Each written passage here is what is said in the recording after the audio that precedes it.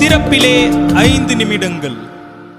கிறிஸ்துவுக்குள் மிகவும் பிரியமான என் அன்பு சகோதர சகோதரிகளே, திறப்பிலே 5 நிமிடங்கள் என்கிற இந்த ஜெப நேரத்தில் என் அன்பு சகோதர சகோதரிகள் உங்கள் அனைவரோடு கூட இணைந்து ஜெபிக்க கர்த்தர் பாராட்டின கிருபைக்காக ஆண்டவருக்கு நன்றி செலுத்துகிறேன்.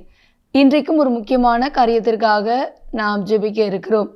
இந்திய தேசத்தில் சமீபமாக அதிகரித்து வருகிற தீ விபத்துகள் மிகவும் வேதனைக்குரிய காரியமாக பார்க்கப்படுகிறது.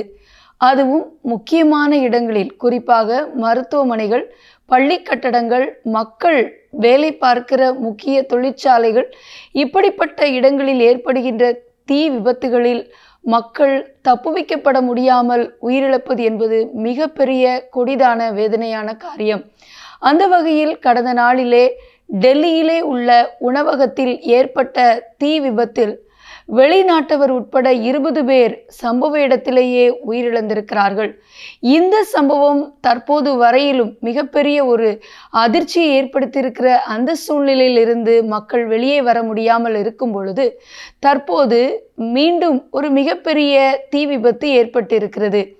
பீகார் மாநிலத்தில் உள்ள முசாஃபர்பூர் மாவட்டத்தில் உள்ள பிரசாத் மருத்துவமனை என்று சொல்லப்படுகிற தனியார் மருத்துவமனையில் 5வது மாடி கட்டடத்தில் அங்குள்ள ICU பிரிவிலே அங்கே ஒரு மிகப்பெரிய தீ விபத்து ஏற்பட்டு அதிலே நோயாளிகள் சுமார் 10 பேர் உயிரிழந்திருக்கிறார்கள். அது மட்டுமல்லாமல் இவர்கள் உடல் கருகி உயிரிழந்திருப்பது என்பது பார்ப்பவர்கள் இருதயத்தை கலங்க வைக்கிறது. இங்கே ஒருவேளை மின்கசிவு ஏற்பட்டது நிமித்தமாக இந்த உயிரிழப்புகள் நடந்திருக்கலாம் என்று கூறப்படுகிறது.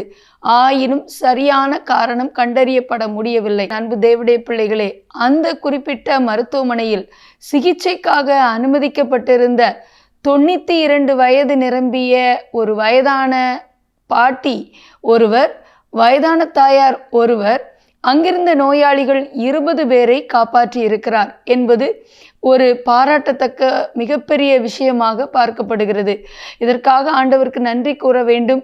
இந்த தீ விபத்தில் உயிரிழந்திருப்பவருடைய குடும்பங்கள் ஆறுதல் அடையவும், இப்படிப்பட்ட தீ விபத்துக்களிலிருந்து இந்த மாதிரி முக்கியமான இடங்கள் பாதுகாப்போடு அமைவதற்கு வரும் நாட்களில் கூடுதல் நடவடிக்கைகளை எடுப்பதற்கு அரசாங்கம் இதற்கு உத்தரவு கொடுப்பதற்கும் பொறுப்பாய் உள்ளவர்கள் செயல்படவும், மருத்துவ நிர்வாகம், பள்ளி நிர்வாகம், இன்னும் தொழிற்சாலை நிர்வாகம் ஒவ்வொன்றும் உத்வேகமாக செயல்பட்டு இதை தடுக்க முயற்சிகளை எடுக்க ஞானமுள்ள இருதயத்தை கர்த்தர் ஒவ்வொருவருக்கும் கொடுத்து நடத்த நாம் ஜெபிக்க போகிறோம். விபத்துக்களை உண்டு பண்ணுகிற சாத்தானுடைய கிரியைகள் அழிக்கப்பட ஜெபிக்க போகிறோம். ஜெபிக்கலாமா?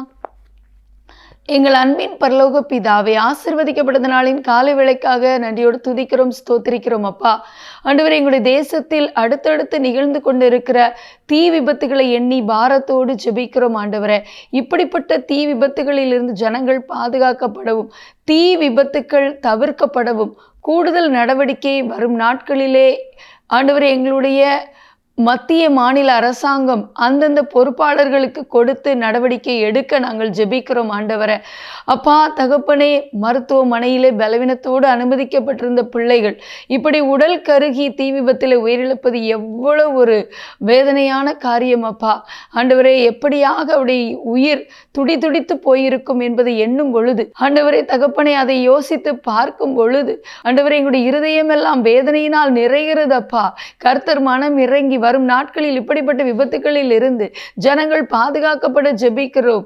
இப்படிப்பட்ட பள்ளிகள், மருத்துவமனைகள், ஆண்டவரே இன்னும் மக்கள் முக்கியமாக பணி செய்கிற இடங்களிலே தீ விபத்துகள் நிகழாமல் இருக்க வரும் நாட்களில் கூடுதல் நடவடிக்கை எடுக்க ஞானமுள்ள இருதயத்தை நிர்வாகிகளுக்கு கொடுத்து வழி நடத்துங்க.